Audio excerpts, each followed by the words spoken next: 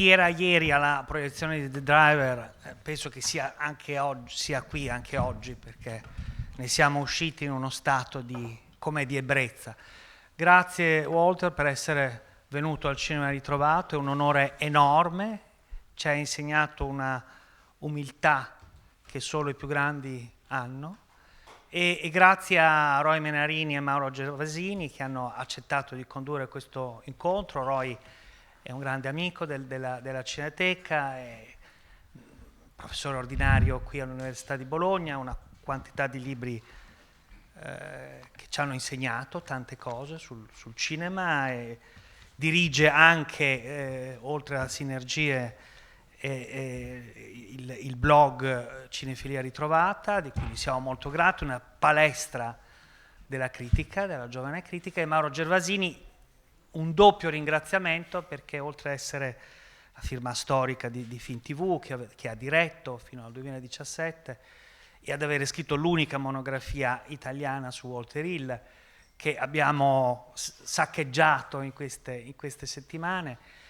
lo ringraziamo doppiamente perché è autorevole commissario del Comitato di Selezione di Venezia, che in questi giorni deve lavorare molto per portare a Venezia il meglio. Quindi un doppio ringraziamento per essere qui con noi, aver trovato una pausa, o essere uscito con la sala buia forse. Godiamocela.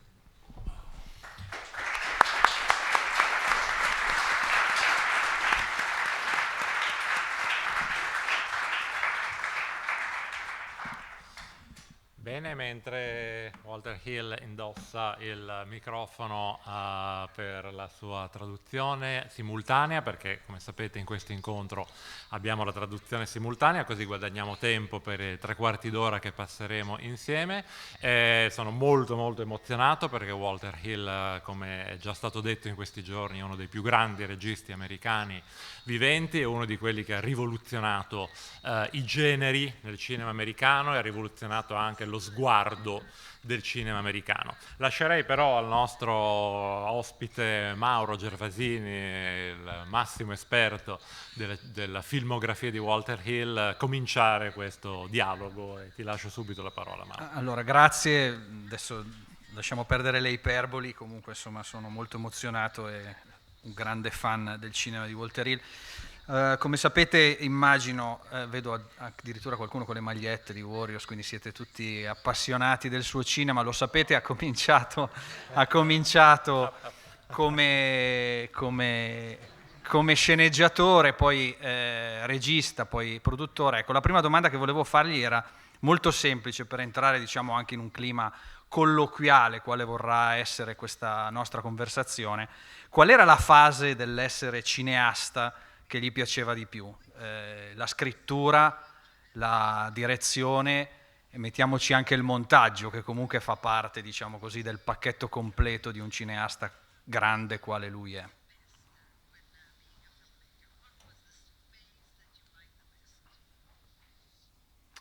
Well, that's difficult for me to answer. Look, there are three, if you're going to be a filmmaker, there are three critical elements, obviously. The development of the script, the shooting of the film, and post-production. What happens with the editing, sound, music. Very great filmmakers have basically made a movie at their desk, Hitchcock being the best example, I suppose. Others are what they do on the set was the determining factor of excellence. Howard Hawks, Leo McCarey, people like that.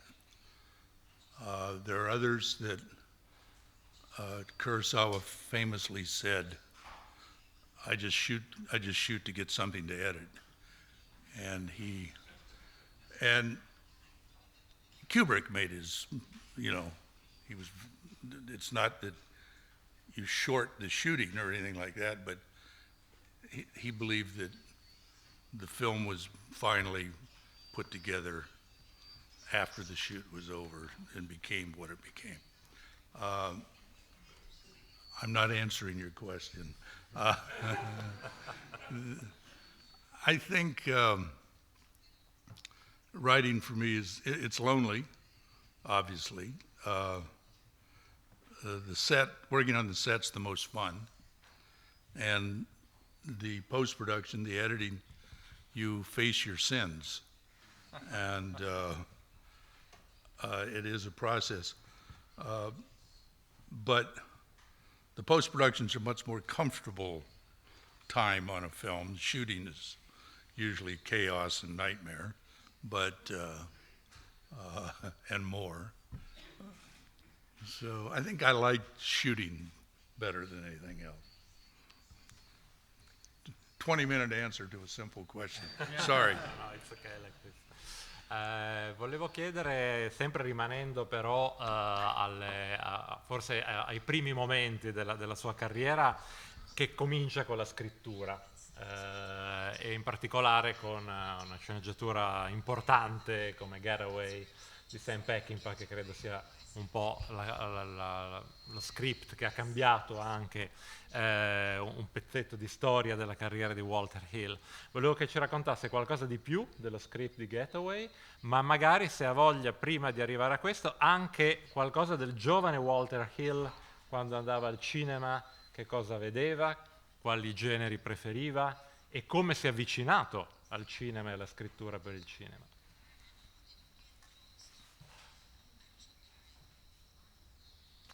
Well, that's a lot. 20 minutes.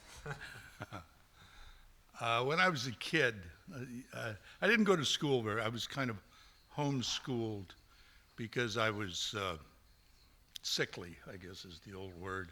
I was very badly asthmatic. And everybody felt sorry for me, my family. And so I got to go to the movies every weekend. They would take me to the films, and we'd see, in those days, it was double features. And in our part of the town, Long Beach, there were 2 main theaters. So I got to see 4 movies every weekend. And of course, this was the temple of the gods. I think that I have 2 daughters, and I think in a way they've been cheated out of the magic of the cinema for what it was when I was a boy. It was this huge screen, and you couldn't leave. You know, you could. It was hard. It was difficult. You had the time going to the bathroom, because if you missed something, it was gone forever. Because the movies moved on. Next week there was a new one. And so, and nowadays, of course, with the modern technology, a young person buys a film or rents a film, and you can stop it and start it when you want, run it backwards, run it in slow motion. And all that's, I guess, wonderful, but at the same time, kind of takes away the magic. What films did I like? I loved Westerns, but I liked comedies. I liked musicals. I liked drama. The one thing I did not like kid movies. Okay. You know, I did, no matter how young I was, I did not like movies where, you know, family kid movie. Never liked them. I liked movies that had very, how do I put this, sensual women, guns, movement, war, whatever. I mean, it was, or great music. I love that. So, and I think I really never got past that. I think I still have the sensibility of a 15-year-old. The Getaway. The Getaway. Well, The Getaway, I was hired by Peter Bogdanovich to write it for him. He was going to direct it. It's a long, involved story. As you know, Peter did not direct it. And we've just lost Peter a few months ago. I am forever indebted to him for hiring me. It was really his ex-wife, Polly Platt, that I think was the decisive one. I'm not sure Peter ever read any of my scripts at all, but Polly had, and she recommended me, and he knew where the buck stopped there. So I was writing The Getaway, a novel by Jim Thompson, which was a very tough version of kind of High Sierra, I guess, the old Raoul Walsh movie. But it took place in the American Southwest in the 1940s. I was almost done with the script, and Peter and Steve McQueen had a falling out, and Peter left the movie. So I was now an orphan, and they told me, just keep writing, so I did. And I finished the script, and Steve McQueen wanted to do it, so they had to, and it was, I remember they asked me, I couldn't believe it, they actually asked me, they said, who would you prefer, Peckinpah or Don Siegel? And you guys are actually, I mean, I was not going to be the determining vote, by the way, but I don't mean to say that. But they actually did ask me. And I'll tell you something funny, since both are gone. I voted for Siegel. As much as I loved Peckinpah, and I was second to nobody, but I thought that Siegel was probably closer to the kind of storyline of the thing than Sam was. I was probably quite wrong, by the way. Occasionally I am. But Steve decided Sam should do it. He had just done Junior Bonner with Sam, and they had a volatile relationship, but positive. They liked each other. They fought a lot.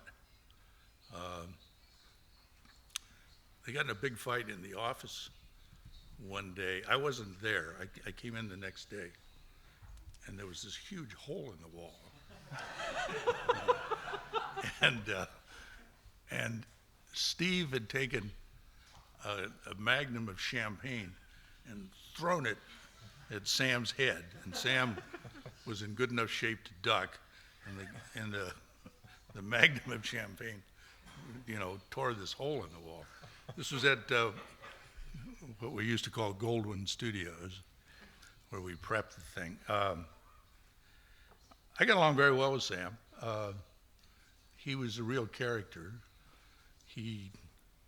I don't think it's a secret, he had problems with alcohol and other demons, but at the same time, he was in good form a magnificent director, and he took my script and he made a better movie than the script was, and I'm forever indebted to that. The movie was a great success. Was not a critical success, but it made so much money it didn't make any difference. And it was the commercial success of the movie that got me a chance to become a director. So I'm indebted. But okay. Allora, cominciamo allora a entrare nel percorso da regista. Io non so quanti di voi conoscono l'esordio di Walter Hill, Hard Times. Ecco, io volevo chiedergli qual è stata la genesi di quel film, che io non riesco a fare classifiche dei suoi film, però secondo me resta di una bellezza veramente sconfinata, ed è anche uno di quei film dei quali, ne parlavamo prima con Roy, si sente veramente la mancanza di fronte alla crisi del cinema americano di oggi, perché quella classicità e quel ritmo, quella forza, e anche lo spirito stesso del racconto. Non so se qualcuno di voi l'ha visto, ma aveva dentro alcune linee narrative molto classiche del cinema americano, l'ambientazione durante la Grande Depressione, il tema del pugilato, i personaggi così ben scritti. Ecco, se ci racconta il suo primo film, l'approccio con Hard Times. Come? Certo. L'approccio con Hard Times. Well, a young producer at that time, Larry Gordon, had just made a deal with Columbia to do low-budget action movies. He had produced at AIP, a very low-budget studio, and he had moved over to Columbia. And I went in and saw him, and he said he wanted to do something. At that time, there were these kind of warehouse fights that had been discovered down in Wilmington and San Pedro, kind of rough areas of Los Angeles. And he thought that was a good subject matter for film, action film. And as Larry said, look, I'll pay you scale for writing, and I'll pay you scale for directing. In other words, minimum. But you can direct it. And I said, fine. And it was probably the best deal I ever made. So I thought it needed to be I thought to do it out of this news story down in San Pedro, it would be too topical. I wanted to give it some, I don't know, I hate to use the word poetry, but I guess that's what I wanted. And now, let me say this. I should give credit to my grandfather for the script, or the story anyway. My grandfather told me a story when I was a boy. He told me the story several times. My grandfather was a wildcat oil man and worked on drilling crews out in the middle of nowhere. And they were like cowboys. They lived in bunkhouses. They drilled on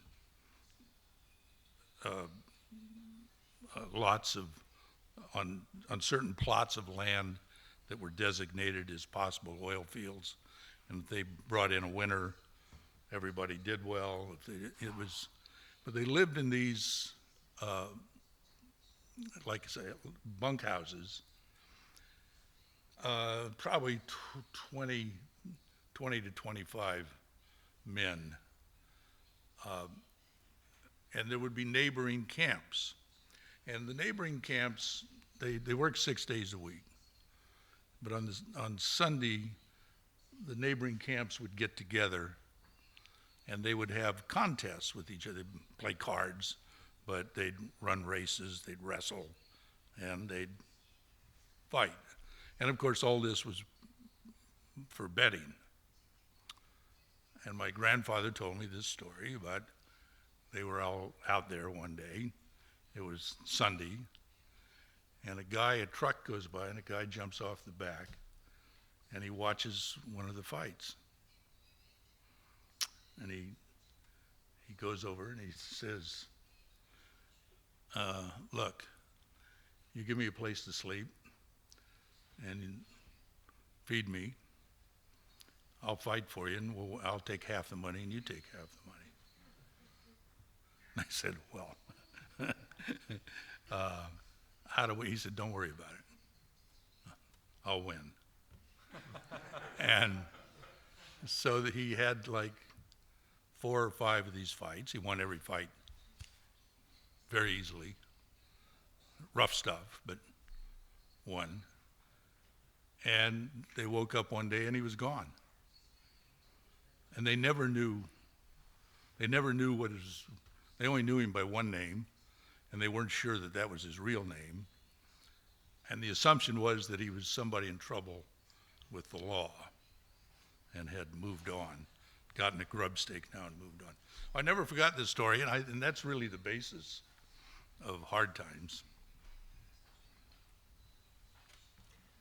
Grazie. Dunque, non procederemo in ordine cronologico su tutti i film perché non ne abbiamo il tempo, quindi cercheremo di andare anche un po' trasversalmente, e dal momento che Mauro è anche un esperto, oltre che di Walter Hill, del genere western, lascio a lui poi la domanda sul western in particolare, che è uno dei generi più importanti frequentati da Walter Hill. Mi interessa però rimanere sui generi cinematografici perché da The Driver in poi possiamo forse dire che ogni volta Walter Hill ha spinto fino in fondo le convenzioni, modificandole, ha sempre avuto un approccio modernista rispetto ai generi cinematografici, action movie, comedy, tutte le cose, tutti i generi tranne i film per famiglia, i kid movies che abbiamo capito che non gli piacevano.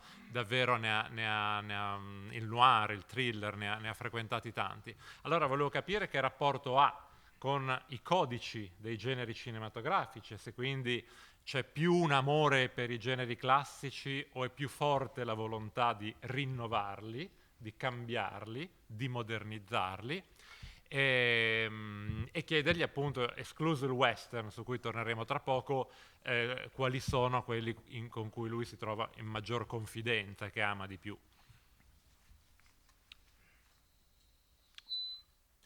The genres I love the most, well, that's like trying to pick your favorite child or something. You cannot do it, really. I will say this, it's more fun to make Westerns. It's a more pleasurable experience. You're out in a beautiful place usually. You're around the horses, which are wonderful, and the wranglers, and it's just the period costumes. It's just a very enjoyable experience. City movies, city thrillers are hard, you know. You don't own the place. You're always trying to stop the traffic, and it's just, but I like to shoot outside as much as possible. I believed about genres. There was when I was a young man, a long time ago, there was a great debate that the genres were finished and that only serious drama or a certain kind of comedy was going to survive. And I didn't believe that at all. I felt that the genres were devalued because most of them were presented in a corny way. And that if you straightened them out and didn't do them dripping with sentimentality, that the dramatic conventions and the dramatic shapes would be satisfying, creatively satisfying, artistically satisfying. And there is, you know, the great South American writer, Borges, always said that the best stories are the stories where the audience already knows the ending, which sounds wrong, but it's kind of right. In other words, if you go see a Clint Eastwood cop movie, everybody knows Clint's going to win. You know, the terrible man is not going to shoot Clint dead, and if he did, everybody would leave the theater in a fury. So the ending is predestined. And I think there's a kind of beauty about genre filmmaking. It's a kind of dance that the audience participates in. And what you have to do is, within the conventions, present it in a fresh way. And I was committed to trying to do that with however much I got the chance. I wasn't terribly ambitious in the sense, well, in a way I was. I wanted to tell the stories that I wanted to tell. I didn't want to have somebody tell me what story to make. I certainly didn't want anybody to tell me how to make it. And I wanted the respect of the people I work with. You have to earn all those things you have to earn. They don't just give them to you. So, I guess that's the answer. Sì, tra l'altro ha già risposto abbastanza ad alcune cose che volevo chiedergli sul western, ma però entro direttamente a gamba tesa nel genere, diciamo così. Se voi pensate ai western di Walter Hill, sono ispirati a figure esistiti veramente, Jesse James, Geronimo. Broken Trail è comunque ispirato ad un fatto che è accaduto davvero, cioè ad un evento che è accaduto davvero, e quindi mi piaceva fargli la domanda, insomma, che tutti un po' si aspettano quando si parla di western: ma si racconta la realtà o la leggenda?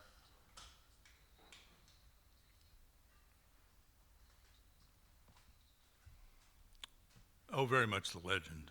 I don't think there's a shred of reality in any of these things I do. I always thought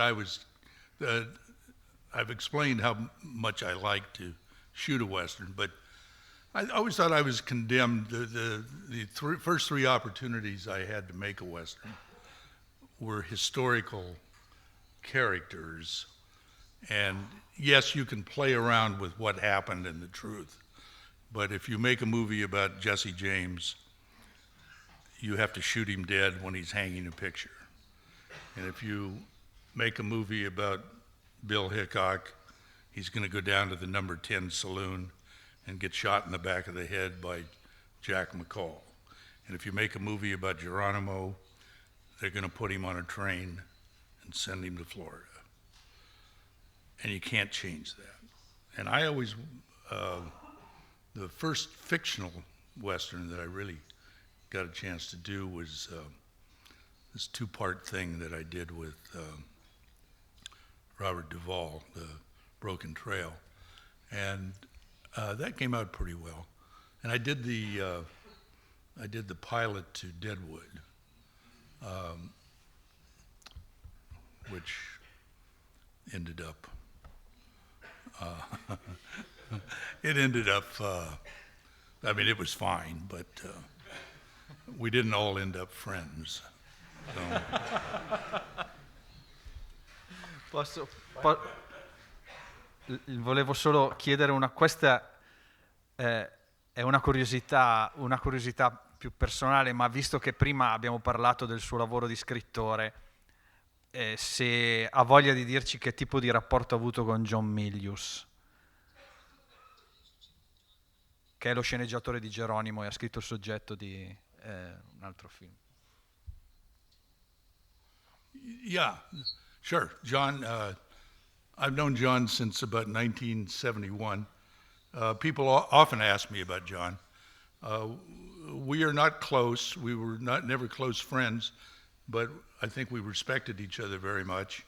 I always thought that John was of my generation of screenwriter. I'm separating this from comedy. John wrote the most readable scripts. They were the best scripts you could read. I thought Paul Schrader wrote the most intellectual scripts and the deepest.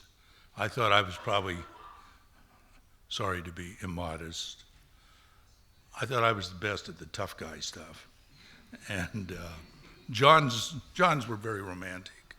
But he was an enormously, I'm a quiet bourgeois fellow who goes home at night and reads books. And that John, as you probably all know, has this big personality, and he's thunderous, and he loves to talk and shout and all that kind of business.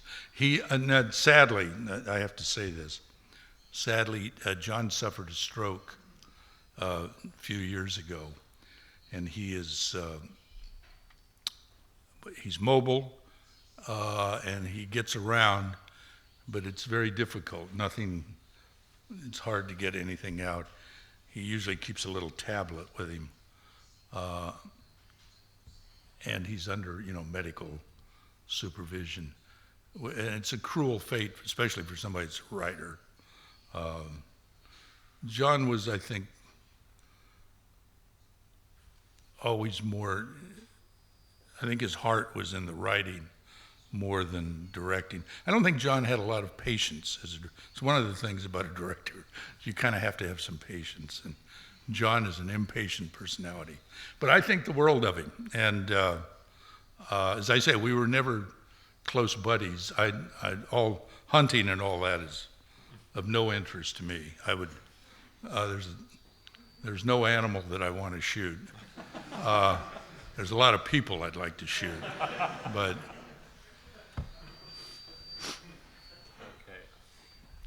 Volevo fare anche una domanda intorno ai grandi attori che Walter Hill ha diretto.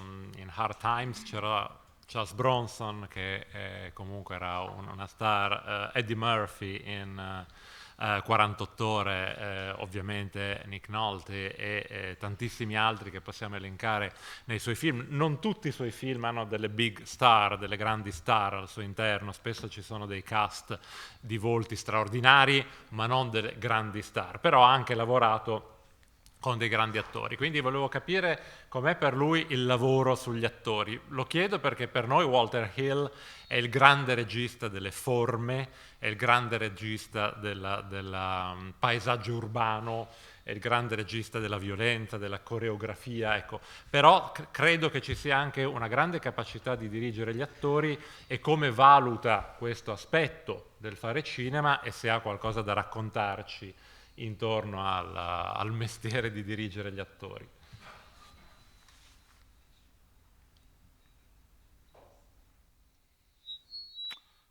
Well, these are professional secrets. I don't know. Listen, if directing a movie, it's all about getting things your way. You've got to know what you want, and you'll do anything to get it the way you want it. And working with the actors, the first place you've usually hired actors that you kind of think you know what they're going to bring. And you give them room to bring it and all that. But I like to work very quickly. And I think because they're good actors, they don't like that usually. They want to be, because obviously in film, you can repeat, do a number of takes. And I don't like to do more than 2 takes on anything. And this frustrates certain actors. Well, some actors, they like to move fast because they want to go home early. But others, I always thought Jeff Bridges, who was very good in a movie that I directed, Western. But Jeff was, and he's a very nice man. He's a great guy. But he was, I think, rather frustrated with me because I like to move fast, do a couple of takes, move on. Jeff is an actor that thinks he's only finding it on about take 5. And so there was always this kind of tension. But he was very good in the movie. So I don't think I've answered your question, but I don't think I know the answer. Every actor is different. They're all, but it's getting them to do the way I work. We come in, I usually get them started with some minimal staging. I encourage them to see what they've brought to the script with their character. And then you straighten it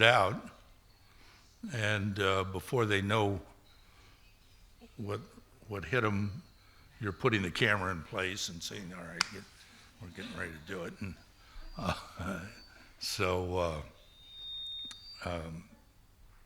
it's fun. Musica, Raikuder.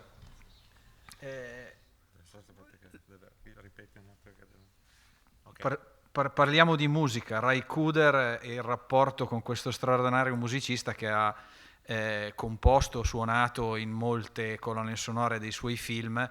Che tipo di... come ha lavorato con lui.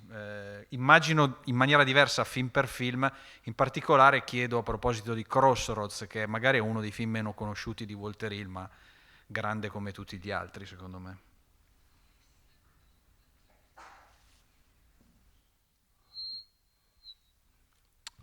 Well, thank you. Music. I've worked with some really wonderful composers, Jerry Goldsmith, James Horner. My new movie, there's a young man named Xander Rodzinski who I think is going to make a big contribution to the music of the cinema. But I have worked with Rai, I think 10 movies or something like that.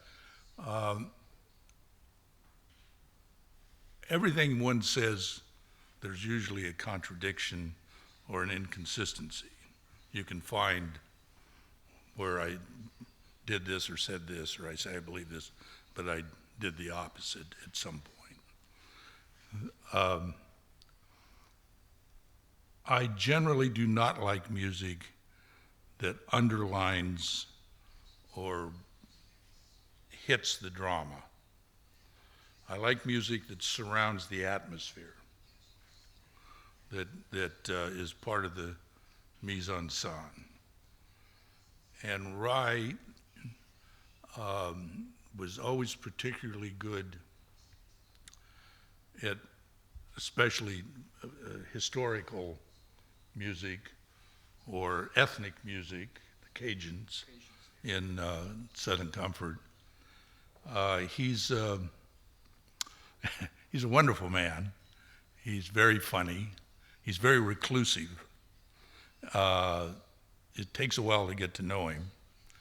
He obviously is one of the world's great guitar players and all that, but it's much more. I've always said I thought Rai was probably the most talented person I ever worked with, and but there's a kind of mystery about him too.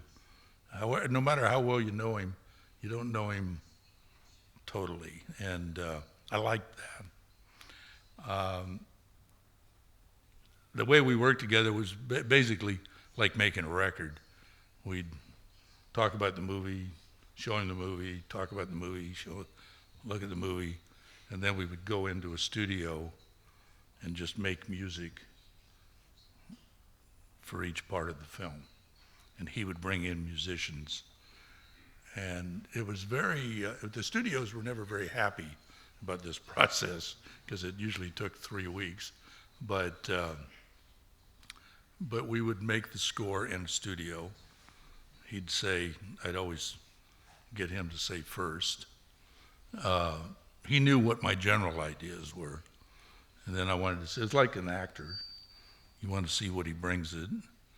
Occasionally, I would not like something, but most of the time, well, you've heard it.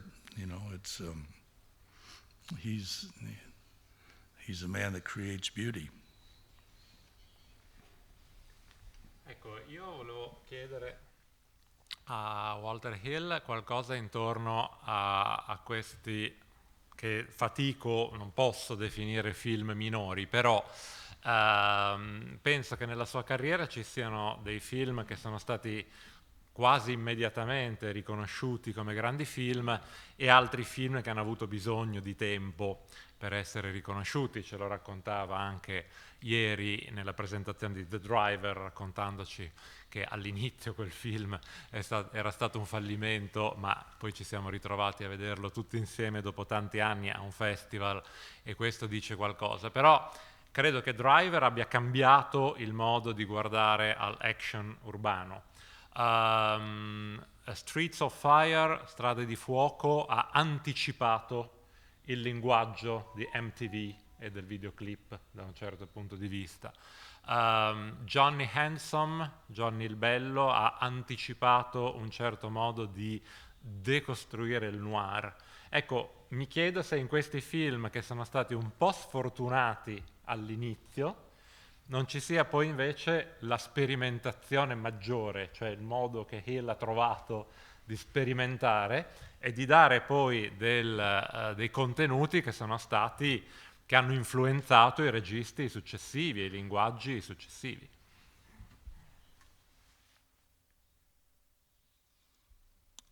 Well, I'll let other directors speak for themselves. I always thought that you should take some chances. I've had some very big hits, some solid commercial movies, some that didn't do too good, and some that were just, never got off the floor. And I can only tell you, I went out there with the same spirit on all of them. And I never learned anything from my mistakes. And I obviously didn't remember the good stuff that I did when I made it. It's a good feeling to make a hit. I mean, you can make a movie for yourself, you can make a movie for the critics, or you can make a movie for the audience. And we all mix the three. I actually think, because I'm a selfish person, I probably make them more for myself than and I don't object to people that make movies for audiences. Some people are very good at it, but we all, and I don't think anybody respects somebody that makes movies for critics. That's kind of nothing against critics, but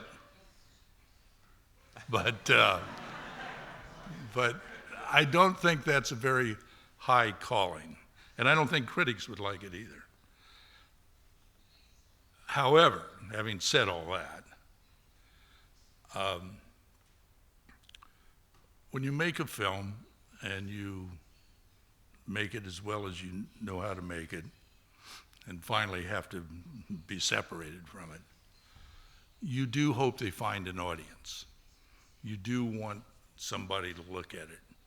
You may not have pandered to that audience, but you definitely want an audience.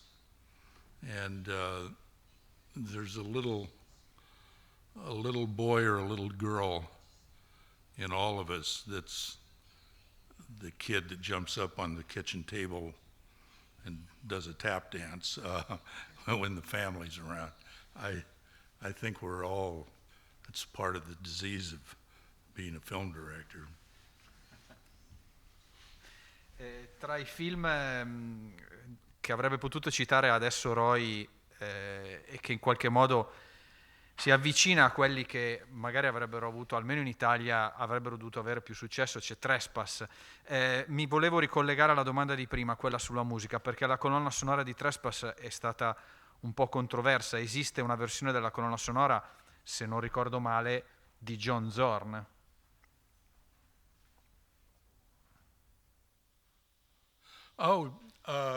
Yes. John Zorn did a score for Trespass. And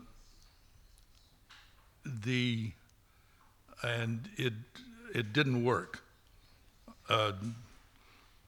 I thought that it was admirable in some ways, many ways, and the music was good. He's a very interesting fellow. But it didn't really, in the end, you have to make difficult decisions. And as much as I like John, and I liked a lot of the music, I thought I had sent the movie in a wrong direction. So I decided to not use the score And I called Ry Cooder, and he did it. Sometimes you have scores that don't work. I had one, Last Man Standing. Elmer Bernstein did. It was passed on now, but a very great composer. But his score did not work for the movie. And, you know, again, it's a difficult thing. You think, who the hell am I to tell Elmer Bernstein this doesn't work? But who the hell am I as the director? And you have to go with your instincts. L'ultima domanda che faccio io a Walter Hill riguarda, abbiamo citato soltanto di sfuggita Southern Comfort, che da noi, come sapete, si intitola I guerrieri della palude silenziosa, che è bellissimo, io spero che l'abbiate visto, e se non lo avete visto vi consiglio di vederlo. È tornato prepotentemente di attualità perché uno dei protagonisti era Fred Ward, che è scomparso da poco, e noi abbiamo già parlato un po' prima di Southern Comfort Off the Record, perché appunto è uno dei film che amo di più, e quindi volevo subito carpire qualche segreto, però chiederei a Walter Hill di raccontare della lavorazione di quel film, che è stato particolare, e poi una riflessione che facevamo io e Roy, se può essere considerato un war movie.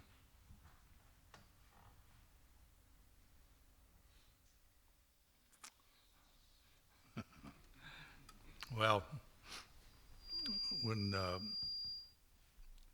the origin was, in the first film I did, Hard Times, there was a Cajun sequence. And my partner, producing partner and co-writer, David Geiler, who I worked with over the years, who made huge contributions to my career. He was a wonderful writer. He was a terrific producer. David said, well, why the hell don't we do a movie about those guys, the Cajuns? And I said, I don't know, why don't we? Well, you know, they're really, the music's great. Doug Kershaw, you know, and all that. And Louisiana Man. So we developed a script, and I can't remember exactly why we decided on the whole National Guard thing. And we hired a writer. we wanted to, I know what it was. It was the shadow of John Ford's Lost Patrol is somewhat over this movie. And I think there had been some scandal in the California National Guard or something like that. So that, I don't know, one thing led to another, and we developed a script. But when we went to make the film, and the movie was cast, I don't like a lot of rehearsal before the movies. You know, some directors get the cast together and they rehearse for a week or something like that. I don't usually do that. I have a read-through, maybe twice. But I got them all together and I said, okay, a lot of people are going to say this movie is a metaphor for Vietnam. And I said, don't play that. We don't make metaphors. We make films. We make stories. And years later, I confessed that it was a metaphor for Vietnam.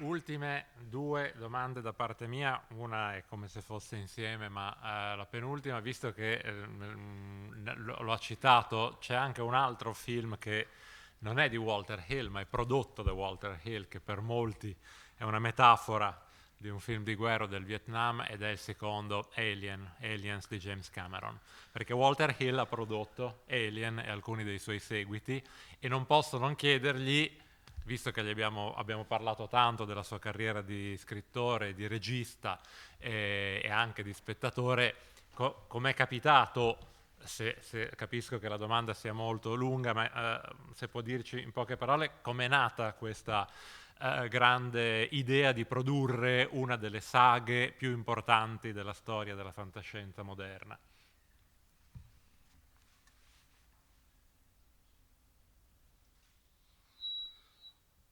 Well, like so many things in life, it was an accident, really.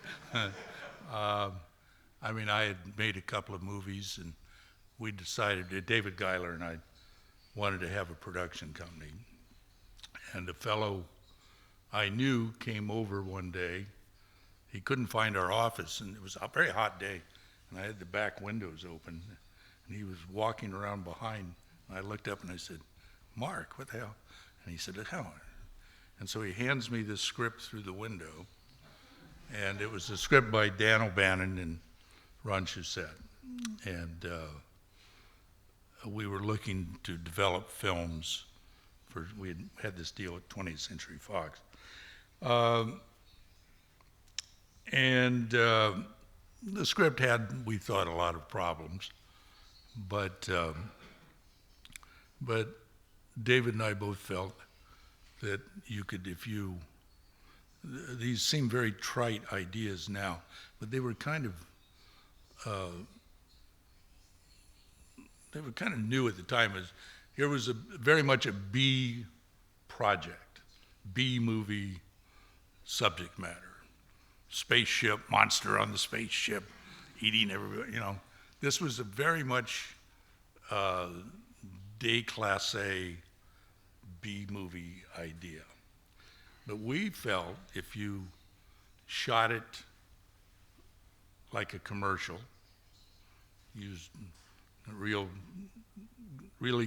fine photography, used big modern sound, and had a really good score, that it would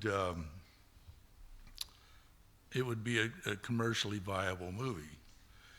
And so I rewrote the script, and then David and I rewrote the script, and then I rewrote the script, and David and I then rewrote the script. And it was about the time I was doing The Warriors.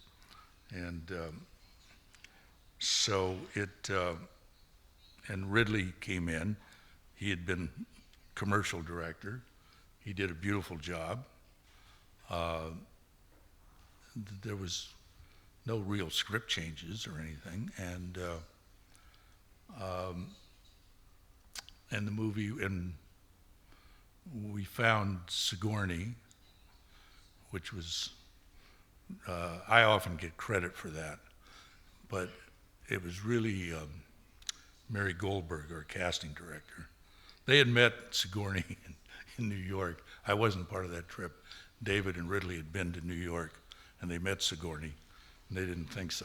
And I was getting ready to go to New York to start prepping The Warriors, and Mary said, "God damn," you know, and the studio wanted a star, and we said, no star, because if it's a star, you'll know she's going to win in the end.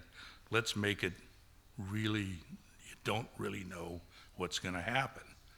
And so Mary said to me, she said, "Oh, these guys, they were drunk in New York or something."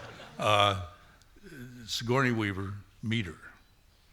And I met her in New York, and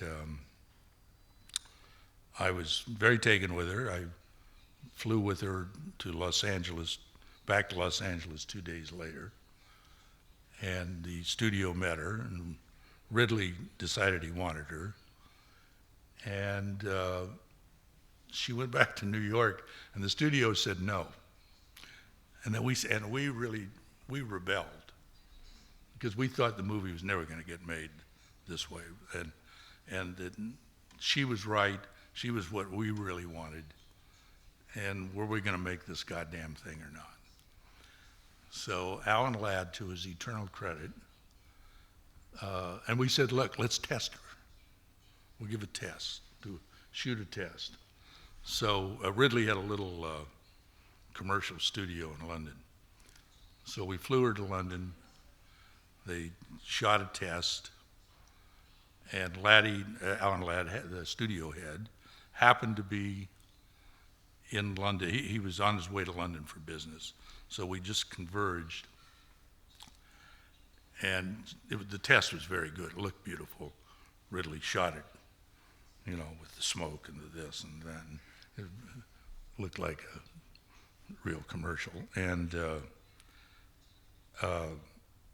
Laddie came out, and I was still in New York. I just heard about all this. And Laddie came out and said, I don't know, I'm not sure. And he looked over at one of the secretaries who had watched it, gone in there, and he said, what'd you think?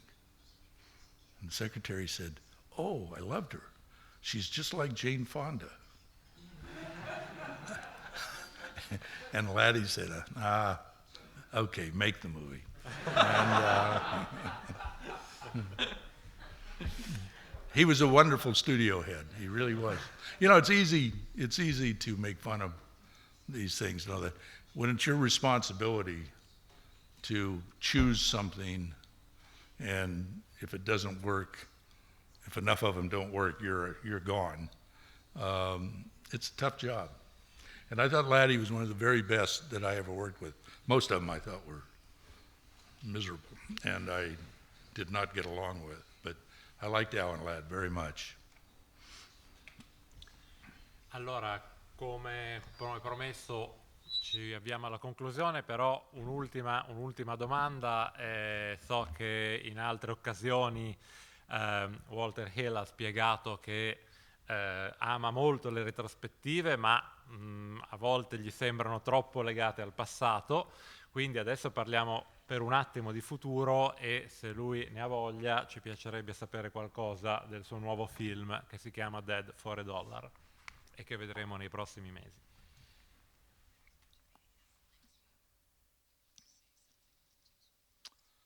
I'm so glad you asked. I have a new film that will be out this fall. It's called Dead for $1. It's a Western. It's with Christoph Waltz, Willem Dafoe, and Rachel Brosnahan. Rachel, I don't think is very well known over here, but she's become a big star in the United States off a streaming series. Also in Italy. Also? Yeah. Oh, great. I wrote it. What can I tell you?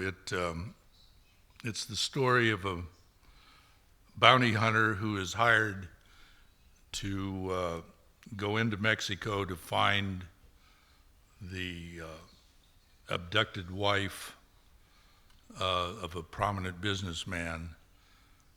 And the story is that she was abducted by a soldier who was a deserter, a black soldier, what in those days were called buffalo soldiers. So that is the first premise. But after that, when he penetrates into Mexico, it turns out she was not abducted. She went quite willingly. The husband was a rat. And then it gets complicated. So I won't tell you more than that, but it's a good vehicle for the actors, and I hope it finds an audience. It's a small Western in scope. It's not a big, I mean, there is gunfire and all that, but it's not a big film. It's much more. As a matter of fact, I dedicate the movie in the end to Bud Bedecker, who many of you, I believe,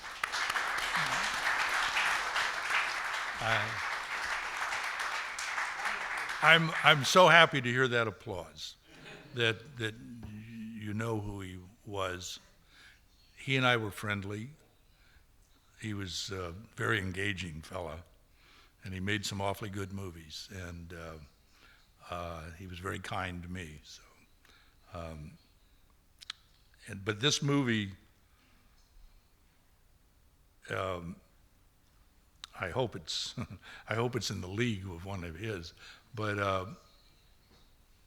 it reminded me of the kind of spirit of a Bud Bedecker Western, which is to say, one of the most charming things about it is the bad guys are kind of fun, and you know,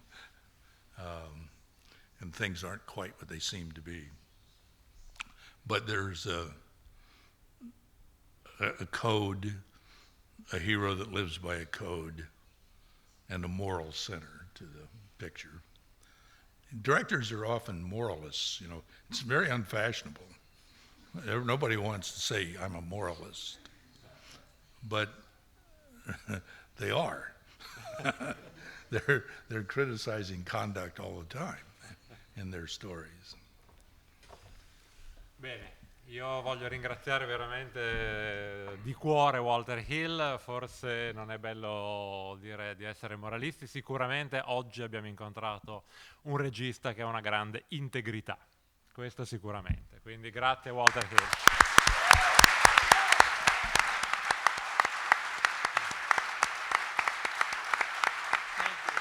Very much.